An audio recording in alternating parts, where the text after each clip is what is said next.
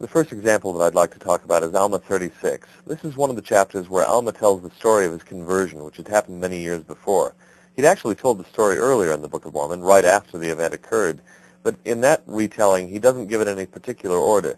Now, by the time of Alma 36, he's told the story many, many times, probably hundreds or even thousands of times.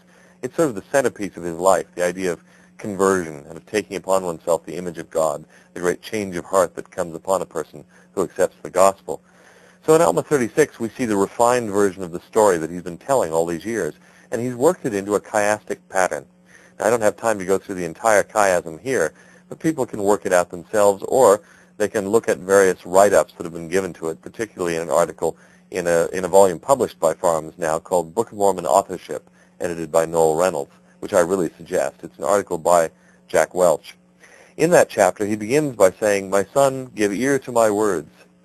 At the very conclusion of the chapter, he says, "This is according to his word." At the beginning, he says, "Keep the commandments, and ye shall prosper in the land." At the close, he repeats that again, "Keep the commandments, and ye shall prosper in the land." "Do as I have done," he says at the beginning.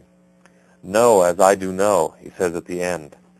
He talks about the captivity of our fathers and their bondage in verse 2. At the end, in verses 28 and 29, he talks about Egypt and captivity. "He surely did deliver them," he says in verse 2. "He will deliver me," he says in verse 27. "Trust in God," he says in verse 3. At the end, in verse 27, he says, "Trust in him," and so on. We're working from both ends of the chiasm back toward the middle. Now, what is there in the middle? In the middle, you find Alma saying that he suffers the pains of a damned soul, that he remembers one Jesus Christ. Then he says he remembers that Christ will atone for the sins of the world. Alma calls upon Jesus Christ. Then he feels joy as exceeding as the pain. Right at the very center of this chiasm, quite deliberately, is Christ, calling upon Christ and receiving the benefits of the atonement.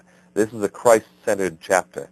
And understanding chiasm and the chiasmus that occurs in this chapter not only indicates the ancient Near Eastern Semitic character of the chapter, but it also indicates the Christ-centeredness of the Book of Mormon.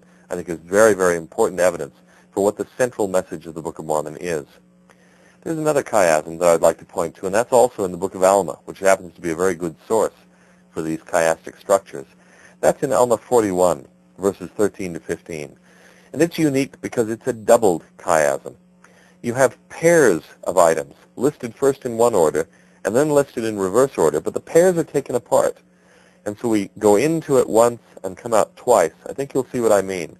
It's AA, BB, CC, DD, then DCBA, DCBA. Listen to this. The meaning of the word restoration is to bring back again evil for evil, or carnal for carnal, or devilish for devilish. Now here we have the pairs. Good for that which is good, righteous for that which is righteous, just for that which is just, merciful for that which is merciful. Therefore, my son, see that you are merciful unto your brethren, deal justly, judge righteously, and do good continually. And if ye do all these things, then shall ye receive your reward. Yea, ye shall have, here we go again, mercy restored unto you again. Ye shall have justice restored unto you again. Ye shall have a righteous judgment restored unto you again. And ye shall have good rewarded unto you again. For that which ye do send out shall return unto you again and be restored. Therefore the word restoration more fully condemneth the sinner, and justifieth him not at all.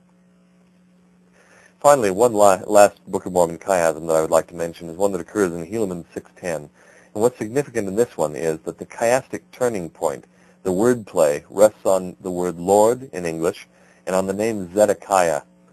Now, that doesn't seem to work in English. In fact, it doesn't work in English. The striking thing about it is that it works better in Hebrew than it does in English.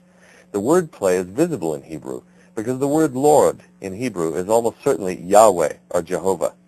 And the name Zedekiah at the very end contains the first element of that name, Yahweh, Jehovah, Zedekiah. And so the wordplay works in Hebrew but doesn't work in English, which it seems to me tells us a great deal about the original language of the Book of Mormon, that it's not English, but it's Hebrew.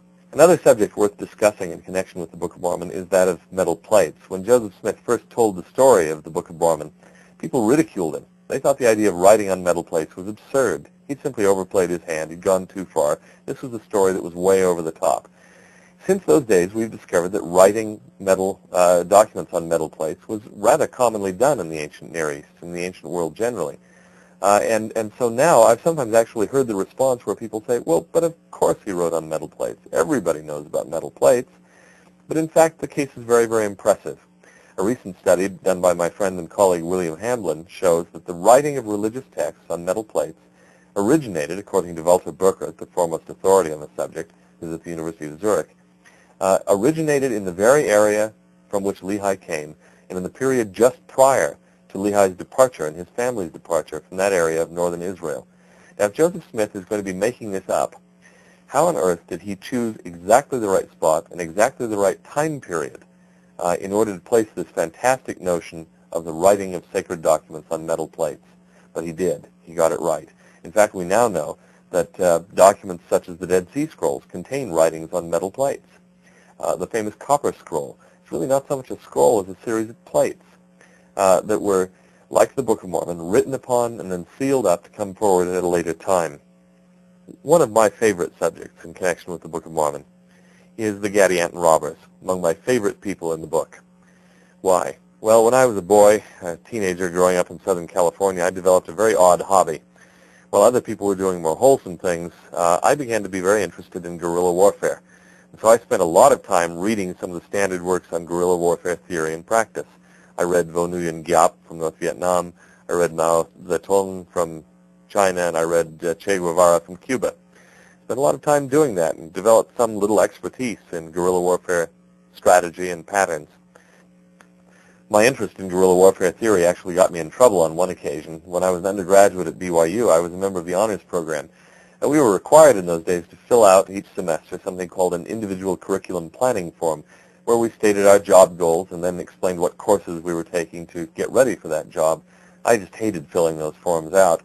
And it was about the time that Patty Hearst had joined the Symbionese Liberation Army in Northern California, this group of so-called urban guerrillas who were planning to launch a revolution in the United States, and she was very much in the news.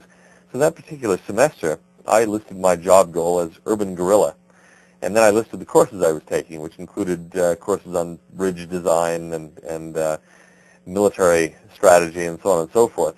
I was called in by one of the directors of the honors program. They seemed to be severely humor impaired at that point, and I had to explain for a couple of days, actually, what I was up to and convince them that it was all a joke. But later on, the interest proved useful. I was teaching about Helaman and 3rd Nephi when I was a gospel doctrine teacher in Jerusalem, and it suddenly occurred to me as I was reading those chapters that the Gadianton robbers behaved in textbook ways like the guerrilla warriors of the 20th century. Now, guerrilla warfare has been around for a long time. The theory hasn't been written down until the 20th century by these noted Marxist revolutionaries, but the practice goes back to ancient times. The Maccabean revolt, for example, in ancient Palestine, was a guerrilla war, by and large. So it's entirely plausible that you could have ancient guerrilla warriors, and we do in the Book of Mormon. They behave in exactly the right ways, and they make all the textbook errors. In those chapters, at the end of Helaman and the beginning of 3rd Nephi, you see the Gadianton robbers fighting out of the mountains. Now, all guerrilla warriors try to fight out of inaccessible areas. Why? What is guerrilla warfare? Let me explain it briefly. Guerrilla warfare, or partisan warfare, is warfare where armies don't try to hold territory at first. They make lightning strikes. They operate out of inaccessible areas, jungles, mountain ranges, and so on, and they make lightning strikes against their enemies. They hit and run, hit and run. The idea is to inflict loss